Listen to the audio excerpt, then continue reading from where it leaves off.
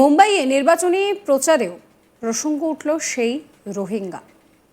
ভারত বাংলাদেশ সীমান্তের ৭২ জায়গায় পশ্চিমবঙ্গে কাঁটাতারের বেড়া নেই।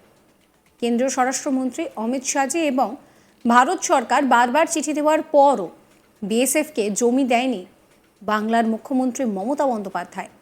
মুম্বাইয়ের দাদরে নির্বাচনী প্রচারে গিয়ে এই অভিযোগ করলেন রাজ্যের বিরোধী দলনেতা শুভেন্দু অধিকারী।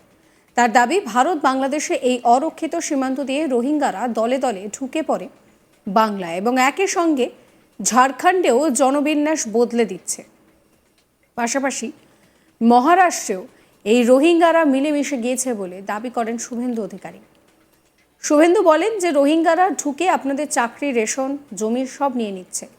শুভেন্দু বলেন 2024 লোকসভা ভোটে বিজেপি 2,33,27,000 ভোট পেয়েছে, যা 39%। আগামী দিনে একটি রাষ্ট্রবাদী ডাবল ইঞ্জিন সরকার পশ্চিমবঙ্গে তৈরি করে কাঁটাতারের বেড়াকে সম্পূর্ণ করে অবৈধ রোহিঙ্গা অনুপ্রবেশকারীদের চিহ্নিত করে আমরা আমাদের ভারত মাকে সুরক্ষিত করব পশ্চিমবঙ্গের মধ্যে দিয়ে।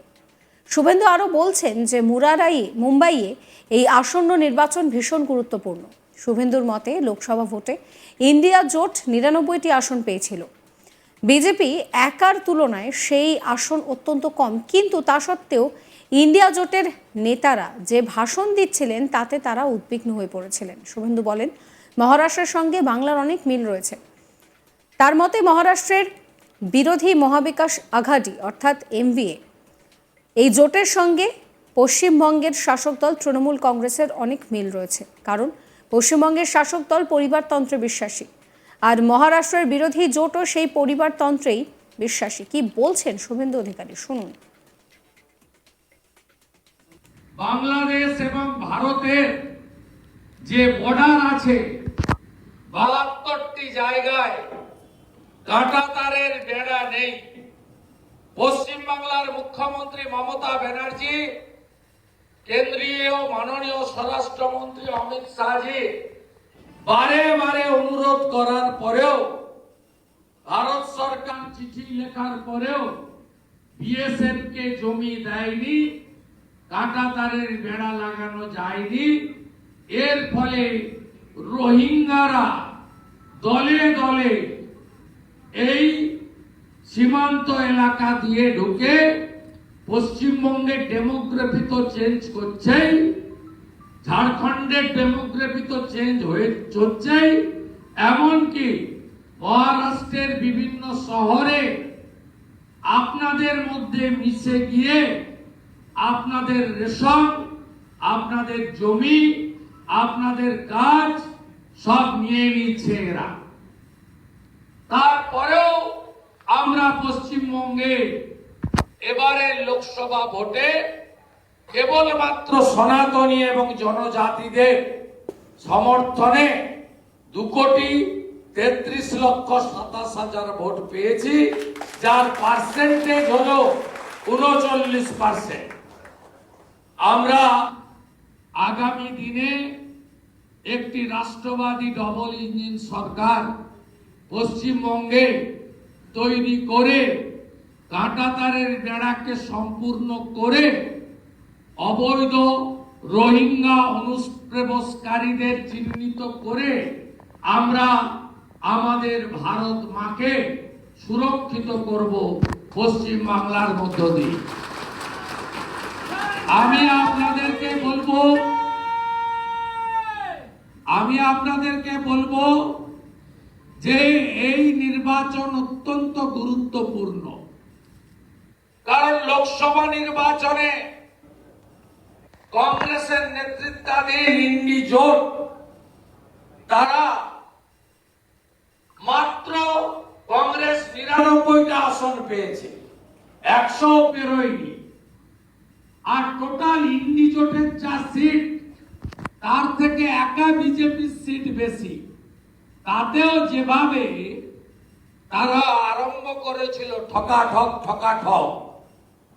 এবং যে ভাষায়, যে টোনে ইন্ডি জোটের লোকেরা কথা বলতে শুরু করেছিল, তাতে আমরা যারা রাষ্ট্রবাদে বিশ্বাস করি আমরা যারা ভারতীয় সংস্কৃতি সনাতন সংস্কৃতিকে সম্মান করি, আমরা যারা ছত্রপতি শিবাজী মহারাজের, স্বামী বিবেকানন্দের আদর্শিত পথে আমরা চলতে চাই, আমরা আতঙ্কিত হয়ে পড়েছিলাম।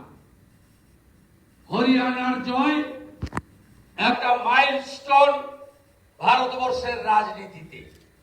এমনকি জম্মু কাশ্মীরে ভারতীয় জনতা পার্টি সর্বোচ্চ আসন পেয়েছে। এর আগে 25 ছিল, এবারে 29টা আসন পেয়েছে। এবং এককভাবে বিজেপি প্রায় 26% ভোট জম্মু কাশ্মীরে পেয়েছে।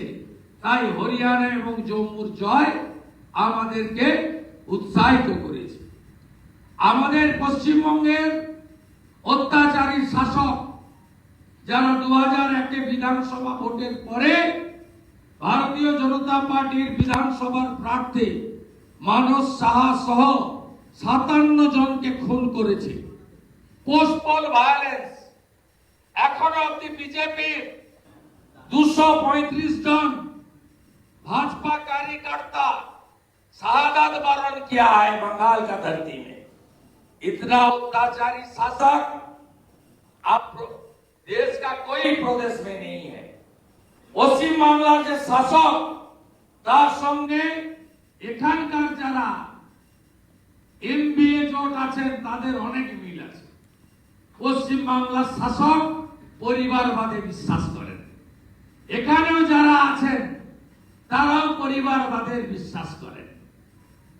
এখানে যারা আছেন তারাও তুষ্টিকরণ তোষণের রাজনীতি, অ্যাপিজমেন্টে বিশ্বাস করেন। আর পশ্চিম বাংলাও অ্যাপিজমেন্টে বিশ্বাস করে। শুধু বাংলাদেশে 596 মন্দির ভেঙেছে তা নয়, 5ই আগস্টের পরে পশ্চিম বাংলায় এবারে দুর্গা পূজায় উত্তরবঙ্গের ফালাকাটাতে দুর্গা মায়ের মণ্ডপে ঢুকে বলেছে শাঁখ বাজাবেন না, উলুধ্বনি দেবেন না, ঢাক বাজাবেন না। গার্ডেন নিচে গিয়ে বলেছে চণ্ডী মন্ত্র, গায়ত্রী মন্ত্র, পুরোহিতের মন্ত্রোচ্চারণ হবে না। হাওড়া জেলার শ্যামপুরে দশেরা বিজয়া দশমীর দিন 5টা দুর্গা মায়ের মূর্তি ভাঙা হয়েছে পশ্চিমবঙ্গে। এমনকি আমি যখন সাবস্ক্রাইব করবেন আজ তাক বাংলার ইউটিউব চ্যানেলকে, ফলো করবেন হোয়াটসঅ্যাপ চ্যানেলও।